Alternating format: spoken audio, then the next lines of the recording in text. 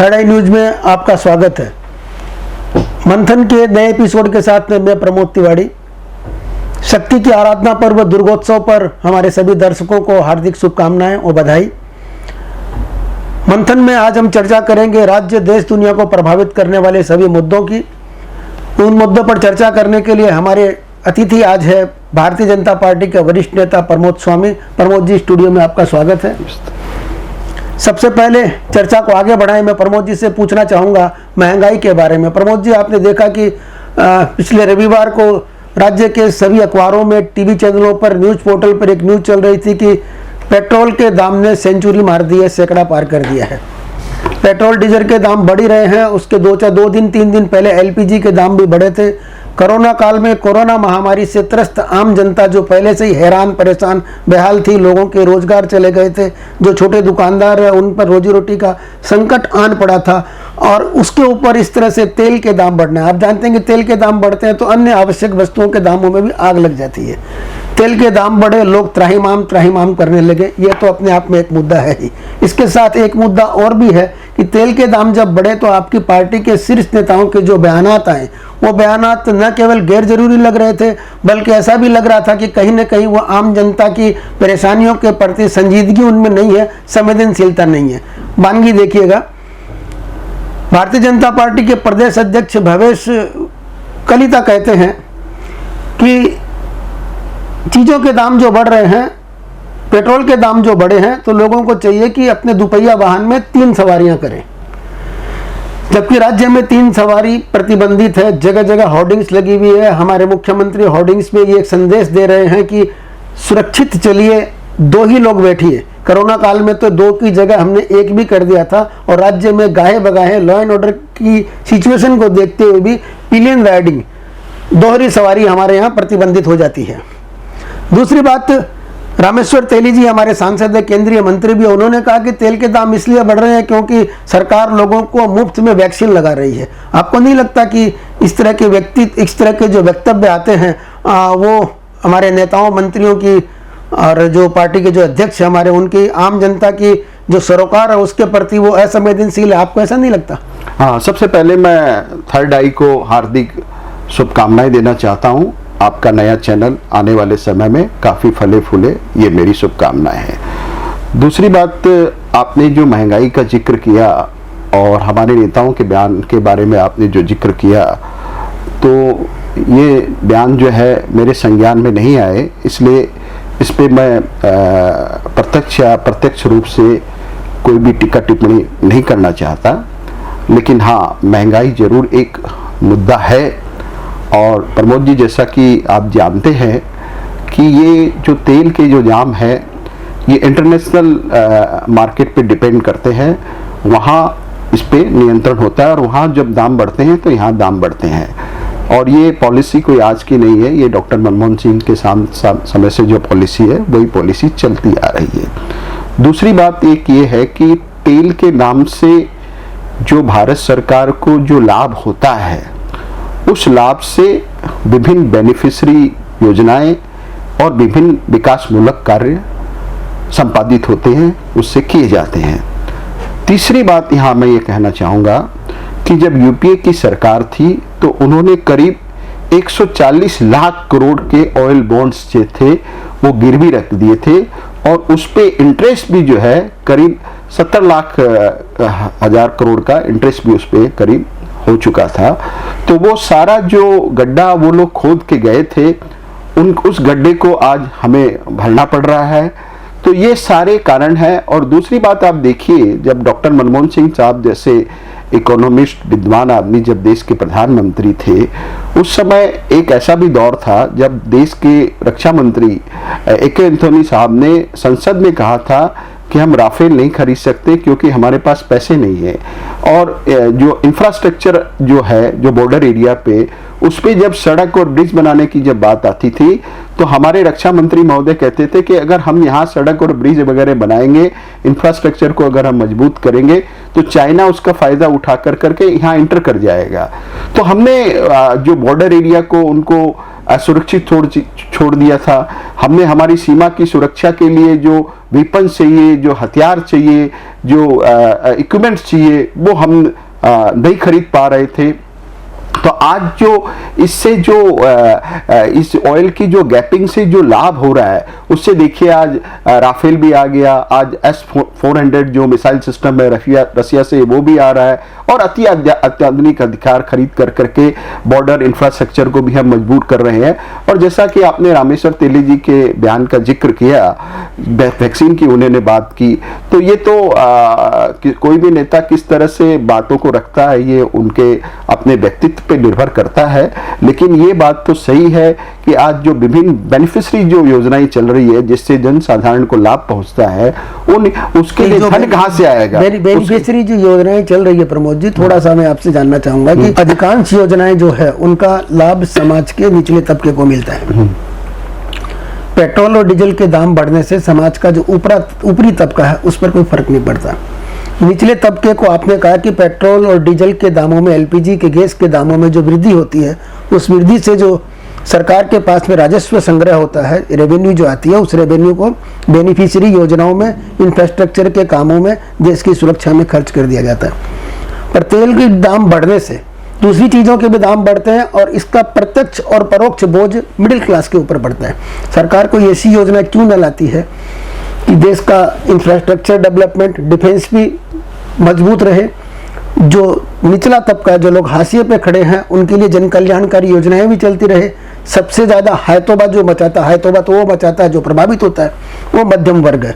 भारत के पास में एक बहुत बड़ा मध्यम वर्ग है। मैं समझता हूँ कि 140 करोड़ में से 50 करोड़ का एक मध्यम वर्ग है, वो त्राहिमाम कर रहा है। उसके लिए कोई तो रास्ता सरकार निकालेगी। यही तर्क हम देते रहेंगे कि तेल के दाम बढ़ रहे हैं, एक तो इंटरनेशनल मार्केट के कारण बढ़ रहे हैं, दूसरा तेल के दाम बढ़ने इसलिए भी जरूरी है कि इनसे जन कल्याणकारी योजनाएं चलती है, तीसरा इंफ्रास्ट्रक्चर डेवलपमेंट होता है, चौथा हमारी सुरक्षा मजबूत होती है।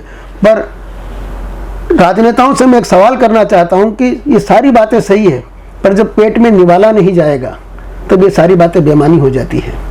नहीं, इसीलिए मैं कह रहा हूं कि हमारी सरकार जो है बड़ी संजीदगी के साथ में, जिसको आपने कहा निम्न तबका, जिसको हम हमारी जो एक नीति है, उस नीति में हमारी नीति अंत्योदय की नीति है।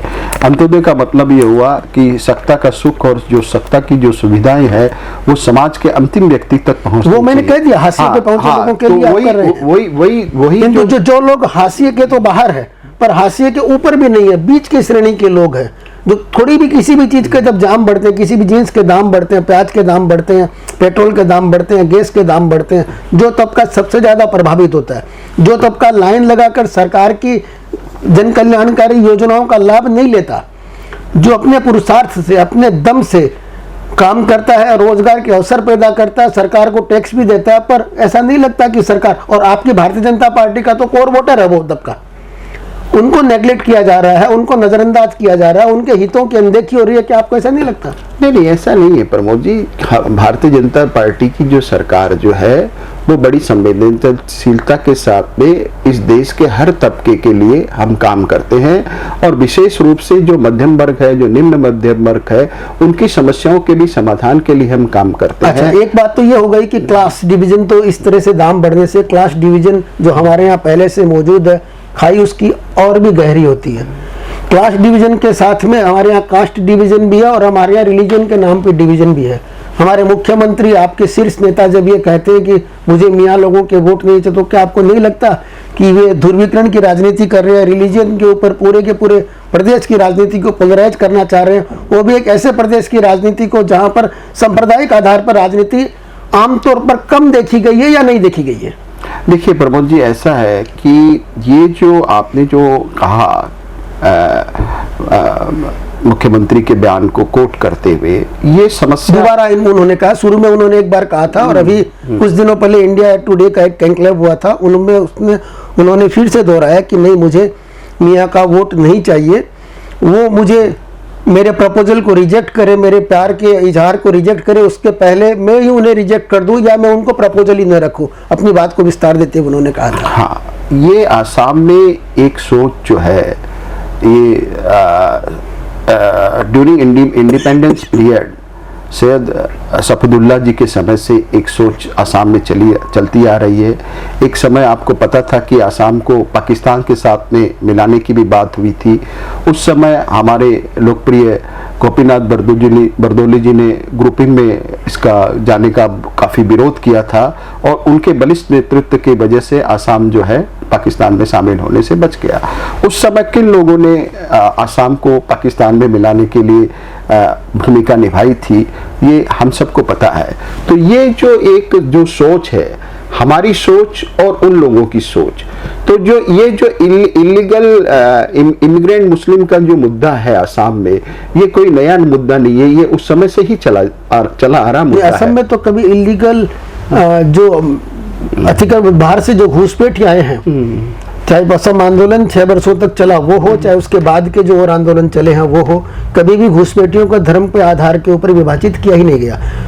असम आंदोलन चला था बांग्लादेश से और उसके पहले पूर्वी पाकिस्तान से जो भी लोग भारत में अवैध रूप से आए हैं उनके विरोध में चला था। उसमें हिंदू मुस्लिम की तो कोई बात ही नहीं। नहीं, हिंदू मुस्लिम की बात नहीं, मैं नहीं, हिंदू मुस्लिम की बात हम भी नहीं कर रहे हैं। अभी जो आपने जो इवेक्शन की जो बात की ना, उच्छेद की जो बात की, वो उच्छेद पे करीब 77,000 एकड़ जो भूमि है उस पे 1,000 परिवारों ने कब्जा करके रखा है। तो हमारी जो लैंड पॉलिसी है, जो हमारी जो लैंड पॉलिसी है, वो आपको उस लैंड पॉलिसी के हिसाब से आप 1989 की जो हमारी जो लैंड पॉलिसी है उसके हिसाब से आप करीब 6 एकड़ माटी आप रख सकते हैं। लेकिन एक आदमी 200 एकड़ माटी अगर रख रहा है तो ये तो जो हमारी जो भूमि नीति है उसके विरुद्ध है। इसमें भी प्रमोद जी विरोधाभास, आप क्षमा कीजिएगा आपको टोक रहा हूं मैं। एक तरफ सरकार कहती है कि ये गोरुखुटी की बात आपने कही, मैंने मियाँ बोट की बात कही थी, पर अतिक्रमण के ऊपर भी हम आते हैं। अतिक्रमण की बात हुई तो दो बातें वहां आ रही है। एक तो मुख्यमंत्री और सरकार के अन्य जो बड़े नेता वो कह रहे हैं कि जिन लोगों को हटाया गया था उन लोगों ने इलीगली अवैध रूप से सरकारी जमीन के ऊपर कब्जा कर रखा था। दूसरी तरफ आप ये कहते हैं कि आपकी बातों से ऐसा लग रहा है कि आप ये कहना चाह रहे हैं कि जो लैंड सीलिंग है कि एक व्यक्ति के पास में 6 बीघा से ज़्यादा जमीन नहीं होनी चाहिए या 2 एकड़ से अधिक जमीन नहीं होनी चाहिए, एक व्यक्ति के पास में 200 बीघा जमीन थी, जमीन औरों को भी देनी है बोलकर उनसे अतिक्रमण मुक्त उस जमीन को कराया जा रहा था। ये दोनों बातें विरोधाभासी है। तीसरी बात यहाँ ये आती है कि जिस ढंग से अतिक्रमण को हटाया गया, जिस ढंग से हटाने का प्रयास किया गया, आप तो पार्टी के प्रवक्ता भी रह चुके हैं और काफ़ी समाचारों में बने रहते हैं, जानते हैं। आपको पता होगा कि पाकिस्तान ने भारत के राजदूत को तलब कर लिया था। मुस्लिम देशों का जो संगठन है ओपेक, उसमें यह मुद्दा उठा। तो हमारी अंतर्राष्ट्रीय छवि भी कहीं न कहीं इससे धूमिल हुई है। क्या आप ऐसा मानते हैं? नहीं, मैंने यही कहा कि जो हमारी जो 1989 की जो हमारी जो लैंड पॉलिसी है उसके हिसाब से एक आदमी 7 बीघा जमीन रह सकता है। लेकिन वहाँ गोरीकुटी में ऐसे भी उदाहरण है कि एक आदमी 200 बीघा जमीन उन्होंने रख रखी है और 1,000 परिवार जो है 77,000 एकड़ भूमि पर उन लोगों ने कब्जा करके रखा हुआ है। तो यहाँ सवाल हिंदू मुस्लिम का नहीं है। सरकारी भूमि पर अगर कोई भी कब्जा करेगा, चाहे वो हिंदू हो चाहे मुस्लिम हो, तो सरकार उस पर कार्रवाई करेगी। दूसरी बात आपने कही जो मियाँ वोट की, मियाँ वोट का मतलब कोई ये मुस्लिम से हमारा वो ये नहीं है। ये जो इलीगल मुस्लिम इमिग्रेंट्स की जो समस्या है वो यहाँ स्वाधीनता के समय से चली आ रही है। एक समय में जैसे गोपीनाथ बरदोली जी ने ग्रुपिंग में जाने का विरोध किया था और उस समय में सैयद सफदुल्ला और उस तरह के जो नेता थे जिन्होंने एक इस तरह का माहौल यहाँ पे क्रिएट किया गया था। और ये जो शक्तियां हैं जो हमारे मंदिर की माटी पे, हमारे सत्रों की माटी पर, हमारे वनांचल की माटी पर, हमारी सरकारी भूमि पर जो लोग कब्जा कर रहे हैं, ये कौन लोग हैं? इनकी अगर आप शिनाख्त करने जाएंगे तो इनमें से ज्यादातर जो लोग हैं आपको ये लोग इमिग्रेंट मुस्लिम आपको मिलेंगे। जो क्या ये वही लोग हैं जो पकड़े जाने के ऊपर पुलिस की राइफल, रिवाल्वर, हथियार छीनकर भागना चाहते हैं और इनकाउंटर में मारे जाते हैं? एक ही लोग नहीं। देखिए, इनकाउंटर की जहां तक आपने बात की है, या ऐसा अचानक कैसे हो गया कि पिछले 6-5.5 वर्षों से आपकी सरकार है, पिछले 5 वर्षों में ऐसा नहीं हुआ कि किसी अपराधी को पकड़ा जाता था और तो वो पुलिस के हथियार लेकर भागने की कोशिश करता था, और आज ऐसा हो रहा है कि किसी भी अपराधी को, एक छोटे टुच्चे से अपराधी को पकड़ा जाता है, दूसरे दिन उसका इनकाउंटर होता है, पुलिस की तरफ से बयान आता है कि वो सुरक्षा कर्मियों को गच्छा देकर उनके हथियार छीनकर भागने का प्रयास कर रहा था। अचानक हमारे राज्य के अपराधियों में यह प्रवृत्ति कहाँ से आ गई कि वो इतनी हिम्मत कहाँ से जुटा पा रहे हैं कि वो सुरक्षा कर्मियों के हथियार लेकर भागने की कोशिश कर रहे हैं। और जो भागने की कोशिश कर रहे हैं, आप देखिएगा, आप रिकॉर्ड उठा के देखिएगा, उसमें से 90% से ज़्यादा एक ही समुदाय के लोग हैं। देखिए, हमारे माननीय मुख्यमंत्री डॉक्टर हेमंत बिस्वा शर्मा जी का स्पष्ट निर्देश है पुलिस को कि हम एक अपराध मुक्त असम यहाँ हम बनाना चाहते हैं, जिसमें अपराध के लिए, जिसमें ड्रग्स के लिए, जिसमें गैर कानूनी कामों के लिए इस असम में कोई जगह नहीं है। अब अगर कोई जो कन्विक्ट है, जो पुलिस की हिरासत में जो व्यक्ति है, जिसको किसी जुर्म के तहत पुलिस ने गिरफ्तार किया है, वो अगर पुलिस से हथियार छीन करके पुलिस के ऊपर में हमला करके पुलिस की गिरफ्त से अगर भागने का प्रयास करता है और पुलिस वैसी स्थिति में अगर कोई कार्रवाई करती है तो उसको हम गलत नहीं मानते।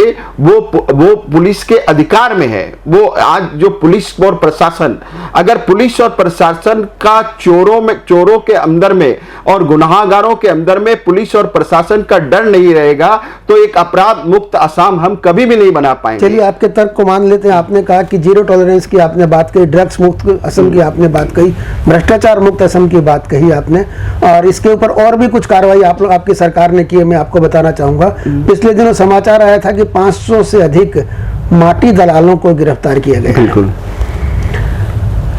जितनी भी हमारी रेवेन्यू ऑफिसेज है यहाँ पर, उनमें भ्रष्टाचार है, ये बात किसी से छुपा नहीं है, खुली आंखों से नजर आता है। दलालों को गिरफ्तार किया गया। माटी की दलाली तो लीगली होती है, 2% दलाली लेकर 99 एकड़ और कितनी साइट्स है, वो सारे के सारे यही काम कर रहे हैं।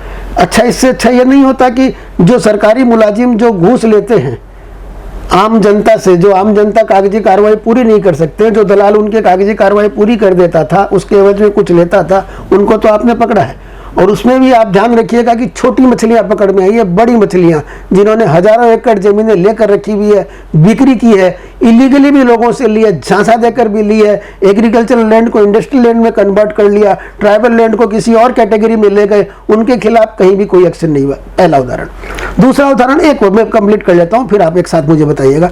दूसरा उदाहरण ये है कि आजकल एक और चीज हम देखते हैं कि सुपारी, बर्मा से जो सुपारी आती है, म्यांमार से जो सुपारी आती है, उसकी धरपकड़ होती रहती है, ट्रेन से मिलती है और जगह से मिलती है। तो सुपारी सिंडिकेट में भी क्या आपको नहीं लगता कि छोटी मछलियों को केवल टारगेट किया जा रहा है? बड़ी मछलियां कौन है? मैं समझता हूं कि आम आदमी तो सारे के सारे जानते हैं कि बड़ी मछलियां कौन है, सरकार के साथ संज्ञान में नहीं है, वो छुट्टे घूम रहे हैं। देखिए, तो ये सारा का सारा अभियान एक पॉलिटिकल गिमिक नहीं लगता है, राजनीतिक नौटंकीबाजी नहीं लगती आपको? देखिए, अभी हाल ही में हमारे माननीय मुख्यमंत्री डॉक्टर हेमंत बिस्वा शर्मा जी ने कहा कि किसी भी सरकारी विभाग के किसी भी कर्मचारी या किसी भी अधिकारी या किसी भी अफसर को असम की जनता अपने काम कराने के एवज में 1 रुपया भी न दे। नहीं, वो तो ओनस आप जनता पे रख रहे हैं, आप उनको अकाउंटेबल बनाई ना, जो घूस ले रहे हैं। मैं बता रहा हूँ पहला जागरण तो जनता के बीच में आना चाहिए। कोई भी शौक से किसी को घूस या उत्कोच नहीं देता। हम घूस नहीं देंगे।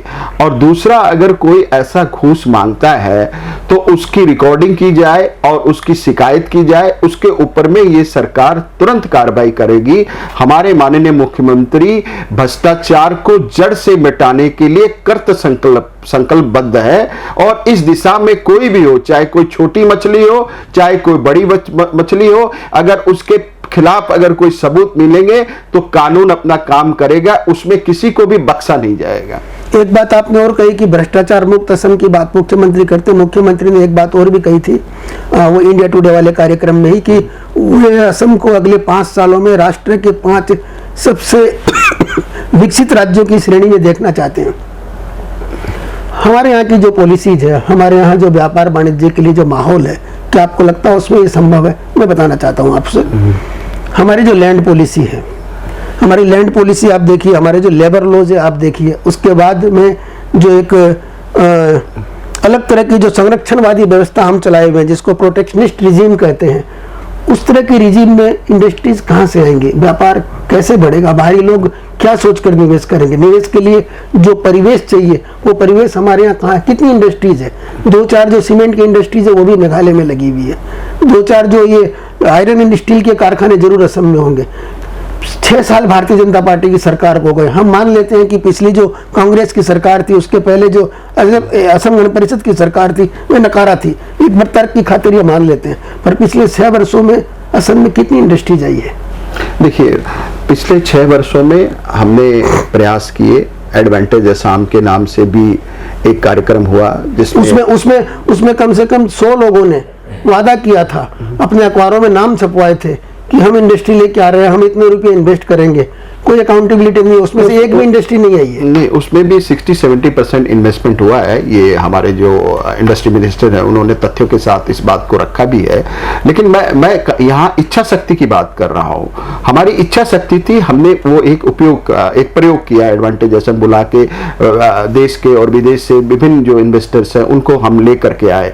और आज नरेंद्र मोदी जी ने भी अभी हाल ही में अपने बयान में इस बात को कहा है कि जो गैर कानूनी जिन कानूनों का आपने जिक्र किया, जो गैर कानूनी जो कानून, जो माने गैर जरूरी जो कानून है, जो जिन कानूनों की वजह से व्यापार में, वाणिज्य में या इस तरह के डेवलपमेंट कार्यों में जहां लोगों को असुविधाएं होती है, जिन कानूनों की कोई जरूरत नहीं है, उन कानूनों को धीरे धीरे हमारी सरकार जो है खत्म करने का प्रयास कर रही है। और उनकी जगह ऐसे कानून हम लाने का प्रयास कर रहे हैं जिससे व्यापार वाणिज्य के लिए लोगों को और ज्यादा सुविधा हो। जैसे अभी हाल ही में हमने लेबर रिफॉर्म्स के तहत भी हमारी केंद्र सरकार ने हमारी काम किया। आज हम कृषकों के बीच में भी बिचौलियों को खत्म करने के लिए हम कानून लेकर के आए हैं। लेकिन हमारा जो जिम्मेदार विपक्ष जो है वो ऐसे सकारात्मक मुद्दों पर जिस तरह का सहयोग हमें देना चाहिए वैसा सहयोग हमें नहीं देता। लेकिन आप जैसे शुद्धि पत्रकार जब भी हमें इस तरह से कोई सकारात्मक सुझाव देंगे तो निश्चित रूप से उन सुझावों के ऊपर में हमारी सरकार काम कर रही है और आगे भी हमारी सरकार काम करेगी। श्रृंखल सालिया जैसे तत्वों के बारे में आप क्या कहेंगे? देखिए, मैं वैसे व्यक्ति के बारे में जिक्र करके उनको अननेसेसरी मैं उनको हीरो नहीं बनाना चाहता। लेकिन आपने जब जिक्र छेड़ ही दिया है तो मैं ये कहना चाहूँगा कि आसाम में जो सदियों से रह रहे हैं, जो आज हमारे जो हिंदी भाषी है, मारवाड़ी समाज के लोग हैं, बंगाली हिंदू जो है या बृहत्तर असमिया समाज के सभी अंग जो आसाम में बरसों से रह रहे हैं, जो यहाँ की मिट्टी, जल, वायु से जो घुल मिल गए हैं, हमारी यहाँ की आसाम की भाषा, सभ्यता, संस्कृति को जिन लोगों ने अपना लिया है, उनको यहाँ रहने का, व्यापार करने का उनको पूर्ण अधिकार है। अगर कहीं किसी जगह पर अगर किसी टेनेंट के बीच में या किसी मकान मालिक के बीच में अगर कोई विवाद होता है, वो एक कोई बहुत बड़ी बात नहीं है। इस तरह के विवाद, हजारों विवाद आपको हर जगह, हर प्रदेश में होते हैं। तो उस पर कानून अपनी कार्रवाई करे। ऐसे जो लोग हैं, छुटभैये नेता, इनको इस तरह के मामलों में दखल नहीं देते हुए उनको जो आसाम को हम आज जो हमारे माननीय मुख्यमंत्री आसाम को भारत के 5 विकसित राज्यों में शुमार करना चाहते हैं, तो आइए हम भी श्रृंखल चालिया से भी हम ये आग्रह करेंगे कि आप भी आइए और आसाम के विकास में आप अपना सहयोग दीजिए। और कहीं अगर कोई आपको लगता है कि कोई त्रुटि है तो उस पे भी सख्त चर्चा परिचर्चा हो सकती है। लेकिन हिटलरी अंदाज में, गुंडई अंदाज में किसी की दुकान पे जाकर के किसी व्यक्ति को धमकी देना ये उचित नहीं है। और ऐसे अगर तत्व अगर इसी तरह काम करेंगे तो निश्चित रूप से हमारी सरकार उनके विरुद्ध कठोर से कठोर कार्रवाई करेगी। अगर कठोर से कठोर कार्रवाई करती है तो मैं समझता हूँ कि जो असम में लोग रह रहे हैं, जिन्हें बहिरागत कहा जाता है, जिन्हें बनिया गोष्ठी का कहा जाता है, या फिर जिन्हें और किसी अनाखोमिया के नाम से पुकारा जाता है, उन लोगों को जरूर राहत मिलेगी। प्रमोद जी, हमने आपसे कई तरह के प्रश्न किए, आपने बहुत ही राजनीतिक चतुराई के साथ में सारे प्रश्नों का अपनी पार्टी लाइन का ध्यान रखते हुए, लक्ष्मण रेखा का ध्यान रखते हुए जवाब दिया। स्टूडियो में आने के लिए आपका बहुत बहुत धन्यवाद। थर्ड आई न्यूज के मंथन के अगले एपिसोड के साथ जल्दी उपस्थित होंगे, तब तक के लिए इजाजत दीजिए। अगर आपने हमारे चैनल को सब्सक्राइब नहीं किया तो सब्सक्राइब, शेयर और लाइक करना न भूलें। धन्यवाद।